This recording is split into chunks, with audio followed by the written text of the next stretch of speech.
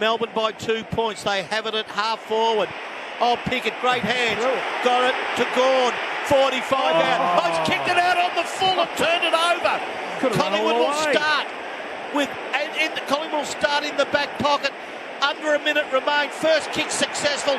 Nick Dacos has it. A short one. Now Dacos goes long, but he mongrels it to the middle. No one able to mark. It's won at ground level by the Magpies, but now they've lost it.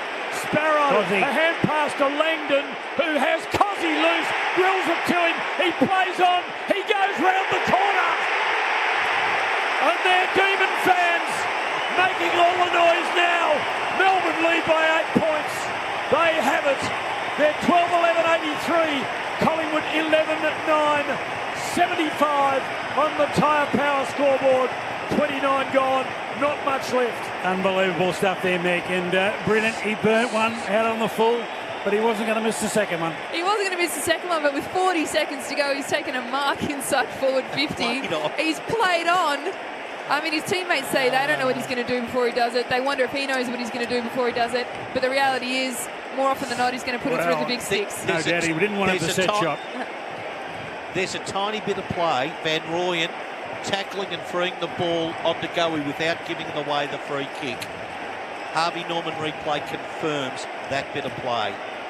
8 points, Melbourne leads by. 30 seconds remain. Ball tossed up. Gawn flips it out the back in dispute. Big Max just kicks it off the deck, sends them forward. Oh, it's a Melbourne mark, which will... No, Van Rooyen not going to be paid. Tim, this has been a fabulous game. Collingwood forlornly come out of defence through Perryman. Yeah, he drives to the middle. Cameron takes a cleverly crafted mark, drives it into the 50. Plenty of demons there. Howell and wobble at ground level. Not to anyone's advantage. There'll be a ball up. 25 out from Collingwood's goal. But they need 2 goals, and they don't have the time in which to do it, you wouldn't think.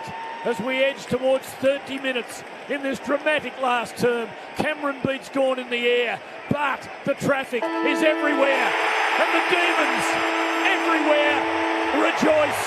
They've downed the old enemy on the King's birthday. A King's birthday that will live in memory forever. Melbourne win. Collingwood season is in a dangerous spiral. What a struggle. Collingwood by 4 points at quarter time and 2 at half time. They still led at three-quarter time by 5, so never more than a kick in it. But yet again, Collingwood couldn't put an opponent away when opportunities presented themselves. And in the end, it was Melbourne driving the stake through the Magpie heart. Melbourne 12-11-83, Collingwood 11-9, 75. The Demons are still up in the top 8.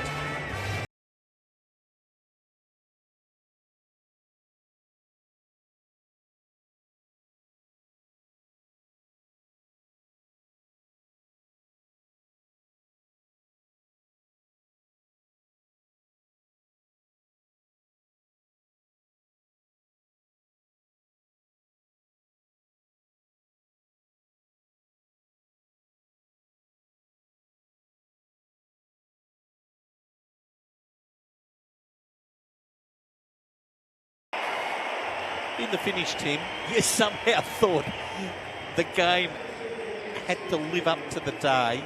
It did and more. Melbourne 12-11-83, Collingwood 11-9-75.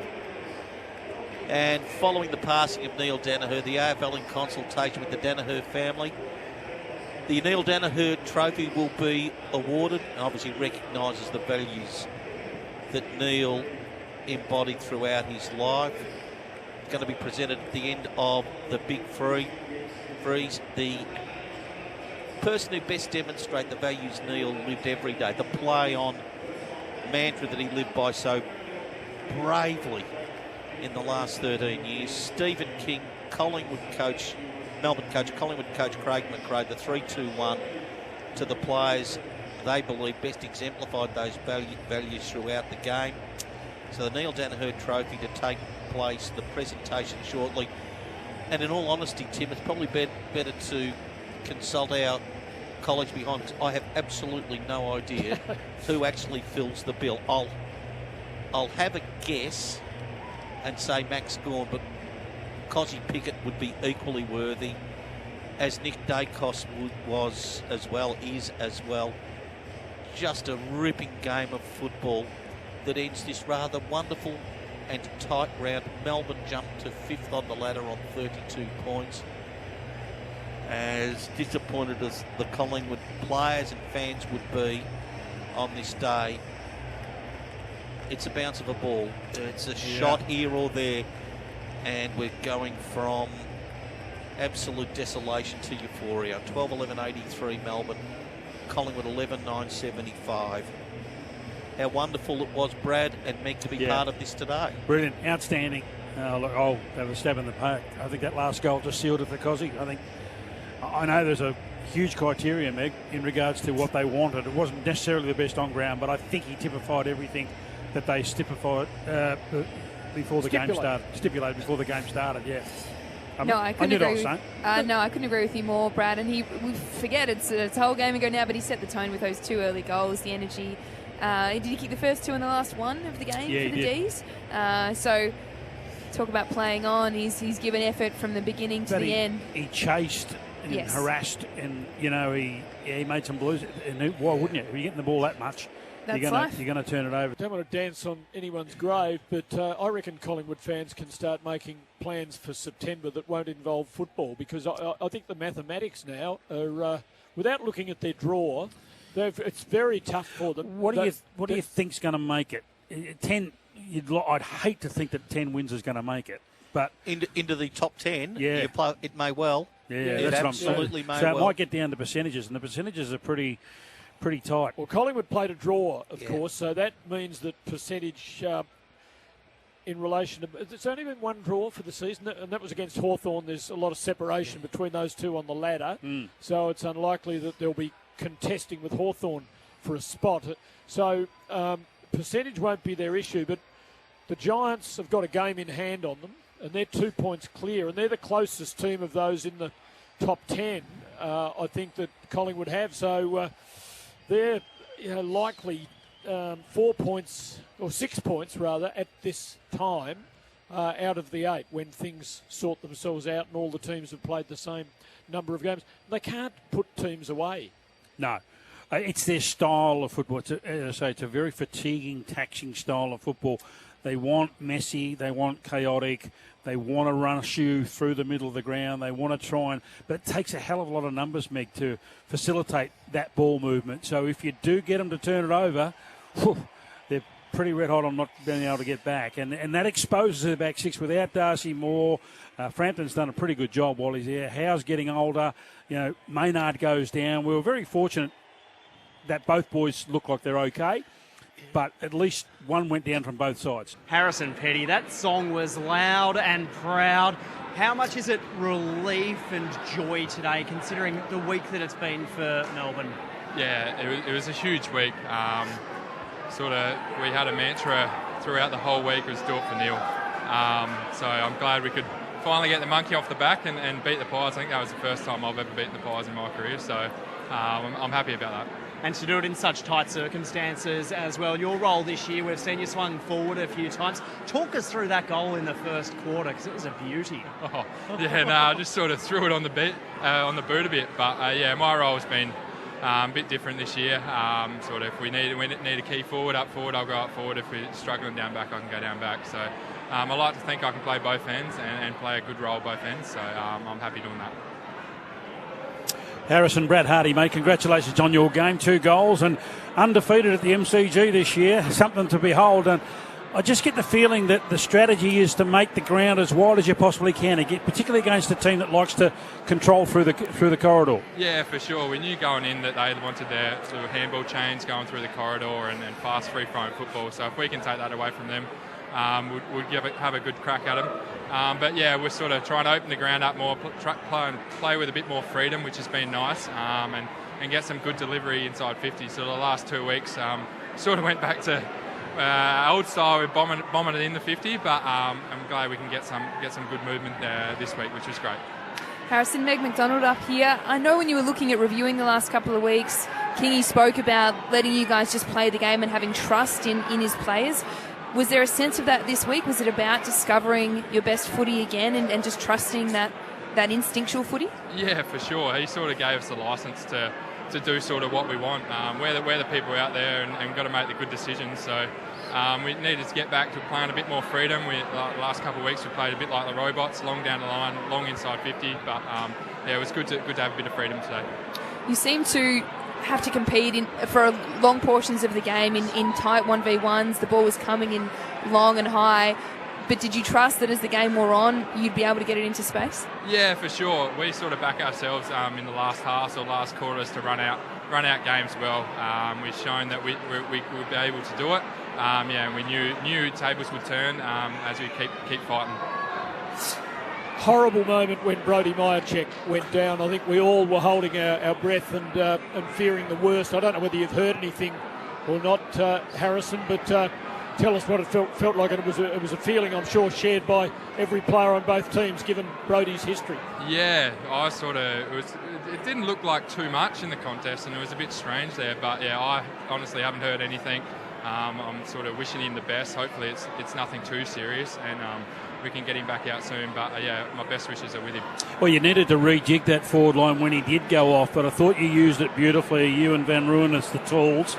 And then, I'm a big rap for Harvey Langford. I thought he was absolutely outstanding today. He was terrific. And we know Fritz is a bit of more of a rolling, floating type forward. So you were able to create a bit of space for one another. Yeah, for sure. That's what we spoke about. We wanted to play with a bit more space between us. We felt like the last few weeks we were jumping into each other and getting in each other's way. So we were able this week to sort of space it out. And then with Checkers going down, allowed Fritter to come back into the sort of the key forward role, and he showed in the last half that he's able to do that. I have to ask you the question, how was your heart when Kozzie took that mark? There's 40 seconds to go. You don't know that. He doesn't know that.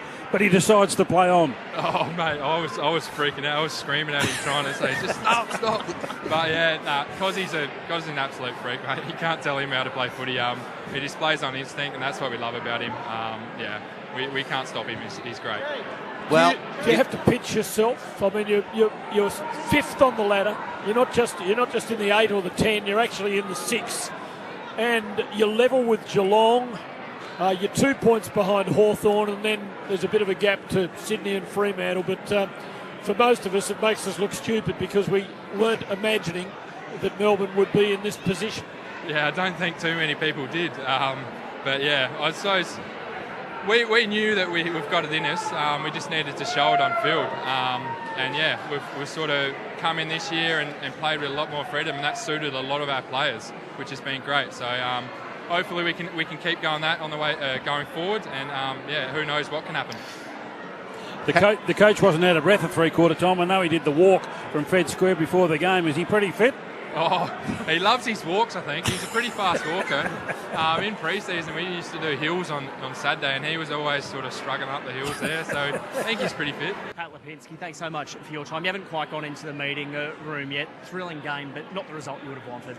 Yeah, it was definitely disappointing not to get the win. Obviously, I thought we did play a pretty good game, but yeah, we obviously missed a few moments in that fourth quarter to capitalise, and I thought they kicked some really insanely good goals as well. So you got to tip your cap to them. They're a tough side, and yeah, it was amazing to play in front of such a big crowd and on a special occasion. So I guess you can take that glass half full approach, but definitely disappointing to lose for sure. Up in the commentary box, we've got Brad Hardy and Meg McDonald. Brad, you are speaking with Pat Lipinski. Yeah, g'day, Pat. Well played. I thought your effort was fantastic today. You individually and the team collectively. You're starting to get that mix going between. We know how much Nick has got to be in there, but also Ed Allen and others that were sort of around the place today. I thought Anderson got a bit of a shot in there. Is there some chance that McCreery might get a bit more of a go in there going forward now? Yeah, not too sure. It was great to see, Ed and Angus Anderson get through the midfield. Bo normally plays forward, and he obviously goes and plays a lot of centre bounces, which is a great strength of his. And he's quite versatile. So I'm sure if the coaches want to play in midfield more, they can. But we love what he does down forward, and in centre bounce, he's great as well. So it was really good, particularly seeing Ed and Angus go so well. So that's really exciting for us and for all the fans out there watching, for sure. Thanks, Pat. Meg McDonald here. I'm just curious, what does your best football look like at the moment? You look really adept and comfortable in the contest game today, and you navigate the chaos so well, but at times it looks like you need to try and get a little bit more speed on the ball. How are you looking at that balance at the moment? Yeah, I think we're always a pretty good defensive side, so that's definitely when we're at our best, we're defending well, and from that we make the ground really big and try and have easy options to score. And I think on occasions tonight we really looked pretty good offensively. We had that traditional handball game going, and that was really exciting to see. So yeah, hopefully we can just keep continuing to work on that and capitalise down forward a little bit more. You've always had such great energy in the rooms despite win, lose or draw at the Pies, and it sounds like that's true today as well. What's the mindset heading into your break? How do you look ahead and reset with the energy required to attack the next portion of the season? Yeah, for sure. There's always great energy in the rooms. It's definitely a family club, and especially these daytime games, there's always a lot of kids around, a few kids kicking the footy, so that's good. And I think for all teams, you've got to assess where you're at the bye. Obviously, we're probably not where we want to be in terms of wins and losses, but we'll just be very process orientated. I'm sure we'll review what we've done well. We do it every year, see where we stack up, see where we need to improve. Obviously, there's plenty of areas for improvement, and also super important to take these next few days off and reset, relax, because it's a long year and we still believe we can do some good things. So yeah, just reset, relax, and we'll go again. Pat, how do you describe the difference between that period where you were winning virtually every close game you found yourself in, and there were lots of them, and now it's not quite happening in that way, and in fact you're probably losing more than you're winning? Yeah, it's definitely quite frustrating. Traditionally, we obviously, like you said, we pretty much won all those close games. So we know what to do in those situations, which is great. We've learnt a lot of lessons over the years. And yeah, unfortunately this year, I think we've probably maybe lost 4 or 5 close ones and had a draw. So it is unfortunate, but I think from an optimistic standpoint, it is good that we are in these games. We're thereabouts. So hopefully we can continue working and continue to get better and hopefully win more of these close games in the second half of the year and really push towards finals. To let you go very quickly, development of Edward Allen in such a big game. I know Pies are basically in big games every week, but this looks like a young man that's got a great career in front of him. Yeah, definitely. We all rate Ed so highly. He's really had to work hard. He had a great year last year. He played a lot of AFL games, so he got a lot of experience. And over the summer, he put on a lot of size and really showed that he could go play inside mid. Yeah. And he hasn't always got those opportunities. And I think the last 2 weeks he's come into the AFL side and got to really play to his strengths being an inside mid. And I think everyone can clearly see he's going to be a great player. And it's really exciting for us to see young players coming through and really, trying to make us all better. So, yeah, it's really exciting for Red, and I can't wait to see what he's going to do in the second half of the season. And one thing that was revealed in happier times, you're down Brighton, Hampton way, aren't you? Me? Yeah. No, I'm not. But no, we thought we thought you were, because we heard a story that the coffee shop that you'll go to, when it's full, the staff see you walk in, and it's a bit like the parting of the Red Sea. You've been here 15 minutes. Pat Lipinski comes in, and he gets served before anyone else. Is that correct or not? Maybe. I do have a local spot, and it's... well, give it a name. Oh, well, I don't want to tell where I live, but... oh, for goodness sake. By the way... My guy, Vinny, is the best barista going around. It's a family place, so those who know him, who are listening, know who I'm talking about. And, he's a great man and always looks after me, and everyone in the community is awesome where I am. So we had was young Sard of Essendon give a good shout out to the A1 Bakery up in Brunswick, and I don't think he's paid for anything ever since. But anyway, really? I've offered you the opportunity, Pat. No, I've got to give back and support the local. Don't want to take free stuff.